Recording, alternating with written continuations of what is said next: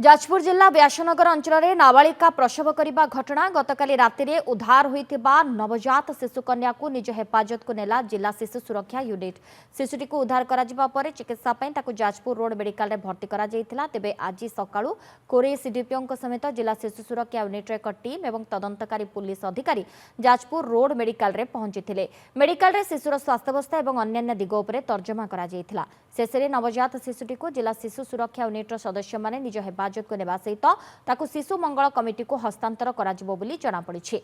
वर्तमान शिशुर स्वास्थ्यावस्था भल रही। घटना प्रसव करथिबा नाबालिका जनक उद्धार होइतिबा बेले पुलिस गतकाली 2 अभियुक्तों को गिरफ्त करी कोर्टचारण करिछि। एथिसहित घटनार अधिक तदंत जारी रखिछि जाजपुर रोड पुलिस।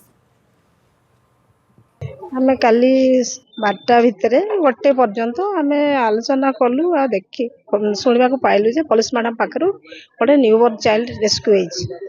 आउ काल तो रात संभव होलाने सेति मु आज सकाळ आसी देखिली आ छुआ एसएमसी रे अछंती छुआ ठीक ठाक अछि। एबे चाइल्ड हेल्पलाइन अछंती आम सहित अछंती ताको आमे हैंड ओवर कर देबा पई चाहूछि। डीसीपी पठै जंदे आमे मेडिकल को नेकी जिबु जाजपुर टाउन मेडिकल डेजेज पिल्लाटा ठीक अछि। कोन इंक्वायरी करले एक्चुअली कोन इंक्वायरी करले आमे से छुआ को नेबा पई आछो।